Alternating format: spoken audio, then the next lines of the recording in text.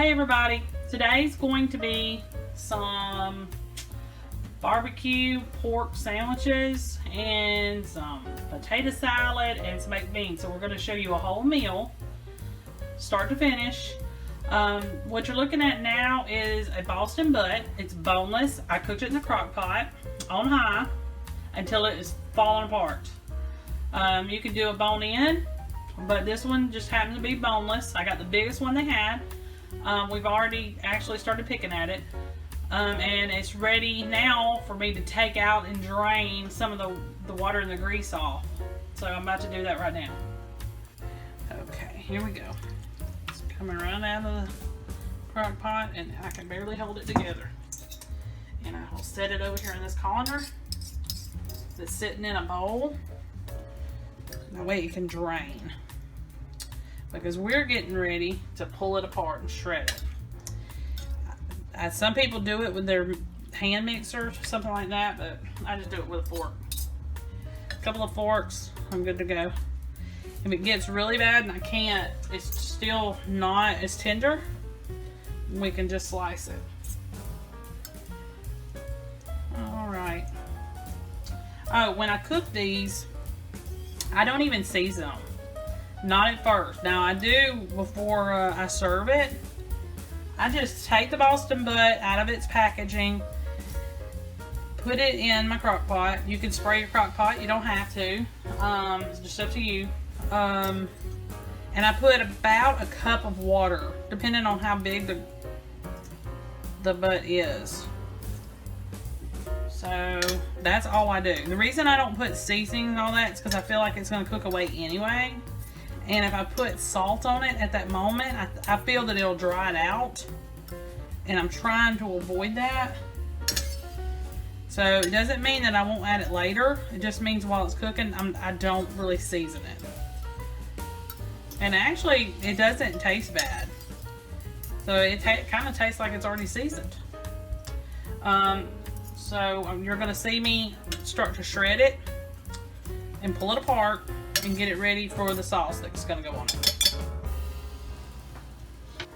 Okay, y'all. So as the meat's draining, you can go ahead and start peeling it apart. As you can see, it's pretty easy to pull apart. That's why I cook it until it's falling apart, because that kind of helps. That kind of helps me. To me, it's not done enough until it is falling apart. And then it's just easy to pull apart. You just pull apart with a fork. That's what they mean by shredding. Just pulling it apart. Here locally, we have a restaurant that's like one of my favorites that sells barbecue, and they have an option of like what I'm doing here, or you can get chopped, which is really just sliced, but it kind of falls apart a little too. And that's usually my other option of what I do if it's not done, you know, the cut of meat that's, it's too hard to shred for whatever reason. Because sometimes I don't even use Boston butt. I can use a smoked picnic. See, this I can just pull apart with my fingers. That's how. And then we got the hard crusties on the outside where I didn't flip it. See, here's some fat, so I try to throw the fat to the side. Now if you got a big chunk like that, you know, you kind of want to, we're going to serve this on hamburger buns, so kind of need it, you know, doesn't have to be bite-sized pieces, but it needs to be smaller than one big chunk like that. I don't really remember. I want to say this was a 7-pound roast, but I can't remember. I cooked it yesterday because I knew I was going to do this today. Left it in all its juices, reheated it in the crock pot, just left it in the crock pot, reheated it. And I've done that a million times. You know, my husband likes it better if I let it sit. He said it tastes better.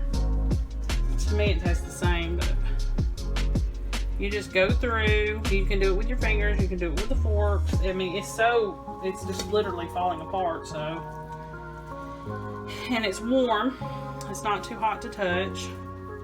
So I'm just gonna tear it apart with my hands. Like I said, these big old chunks like this, just cut them. Usually in half. If you want to take the hard pieces out, you can. We kind of like those. So, and this is I mean, you could probably get 2 meals out of this, or if not more. 2 suppers plus a lunch. And you don't have to be alarmed if it looks kind of red, unless you actually see blood coming out of it. It is not raw pork. It's got a different color to it.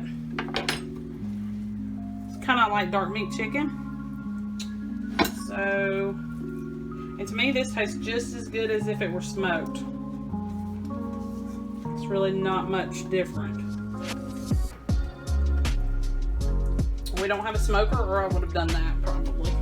But I can put it in the crock pot and do this. I've even done it in the oven, but it takes longer in the oven, and I didn't want to heat the house up, so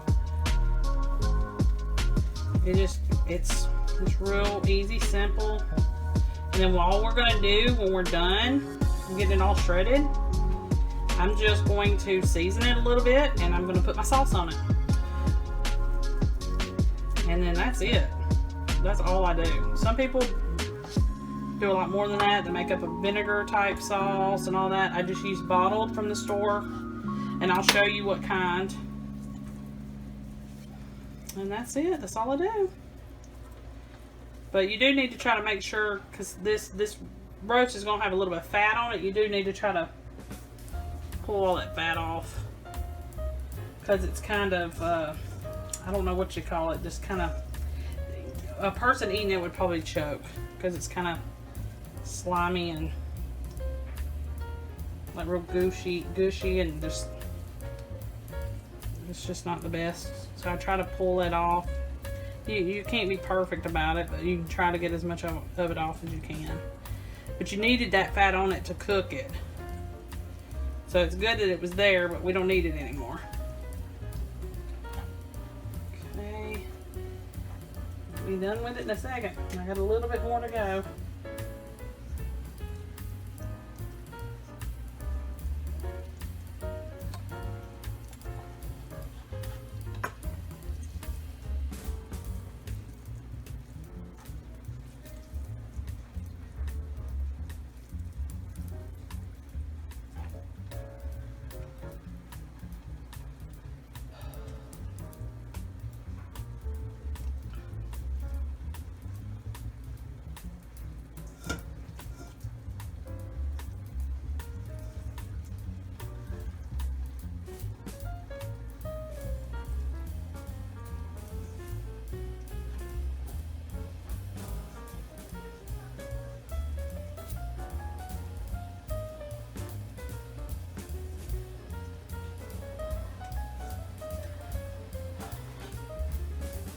Okay, so how to get the meat in a bigger bowl, because that was a lot of meat.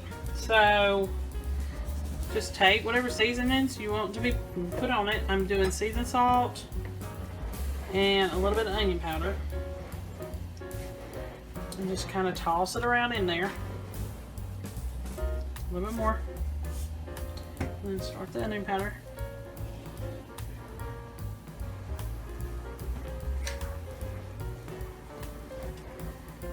You can really put any seasonings you want on it. And you just keep adding barbecue sauce until it's how you like it. We don't want it completely, utterly dry, but we don't want it just pouring off of it either. So, this is the one we use. This is our favorite.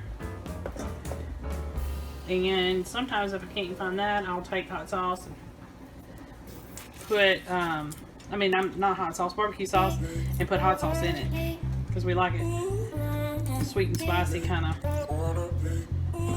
thing there.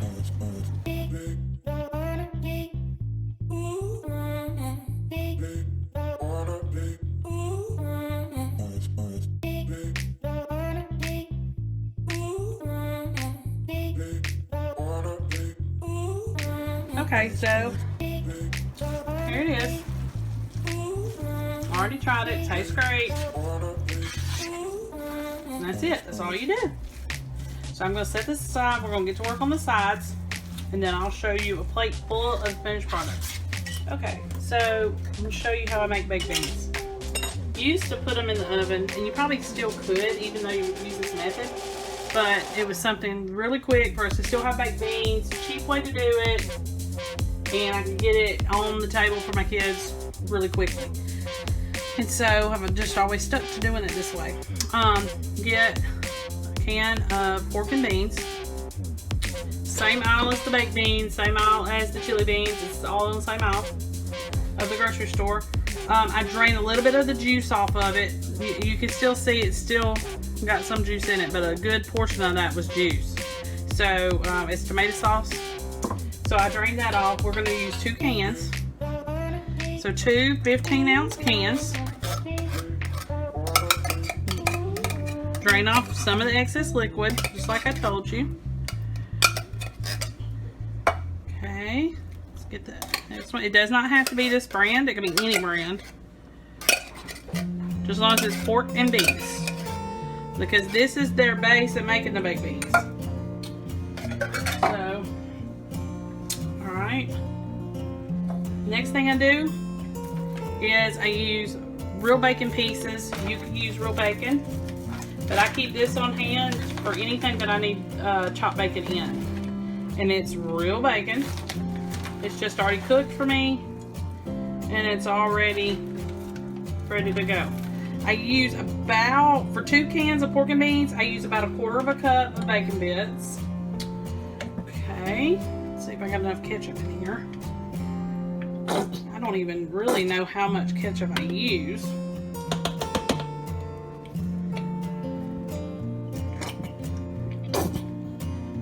Let's see. Not much, maybe 1/2 cup of ketchup.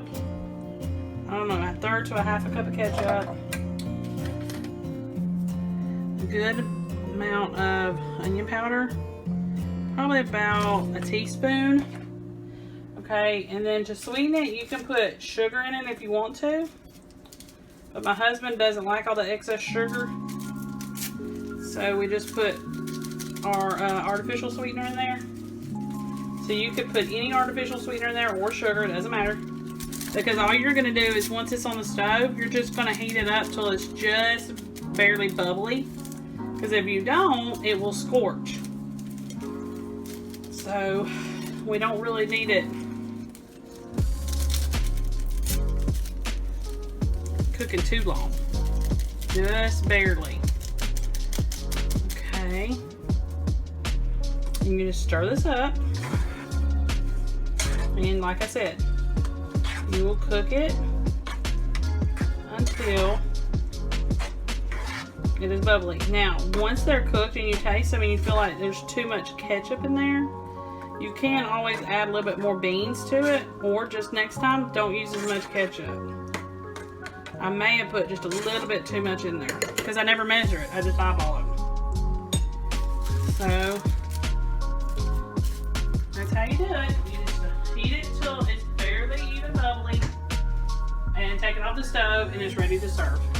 Okay, so we're gonna make some potato salad to go with our baked beans. So what I do is I boil however many potatoes I want. This is about 8 to 10, but they were kind of medium, small to medium.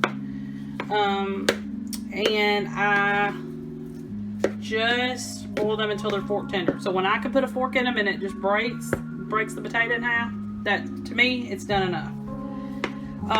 We like our potato salad chunky, but it does have a little bit of where it's kind of mashed down a little bit, but that's how we like it. So I just leave these big chunks in there, and then the only thing that makes it any smaller is just for me stirring everything together. Okay, so there's the potatoes.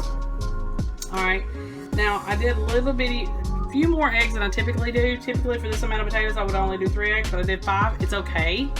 You don't want any eggs, leave the eggs out. To me, it's not potato salad without the eggs in it. If you want less eggs, then just do 2 eggs. But I would never go less than 2. Okay, so I usually just hold these in my hand after they've been peeled and just cut them just like this.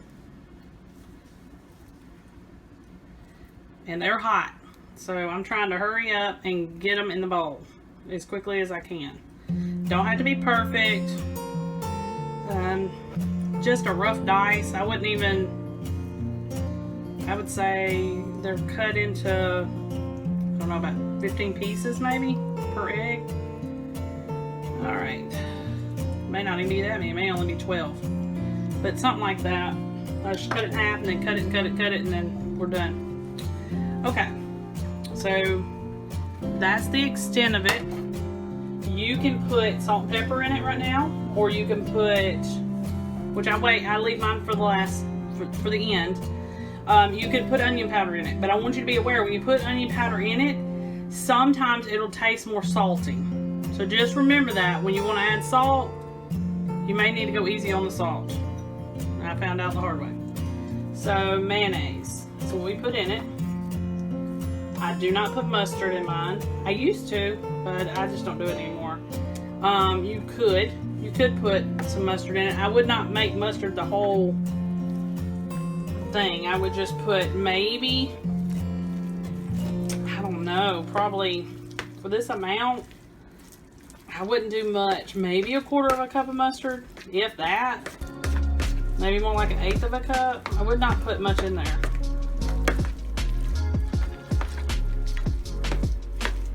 But you're still gonna have to add mayonnaise mostly. Okay, so it's really basically done. I'm sorry, I just eyeball it, so there's really not a recipe. Get any recipe off the internet, but this is what we do. It's real simple, not much to it. So now I just put a generous amount of pepper and probably about a teaspoon of salt. This is kosher salt, so about a teaspoon. Stir it up. And then you can chill it, or you don't even have to. As long as it's not sitting out in direct sunlight, you could leave it out on the counter for a little while. My husband kind of likes it warm a little. I don't know why. And that's all we do. Like I said, you can add other things like parsley, chives, or onion powder. But that's it. And see, it's yellow. It looks like it's got mustard in it, but it doesn't. It's real simple, real easy.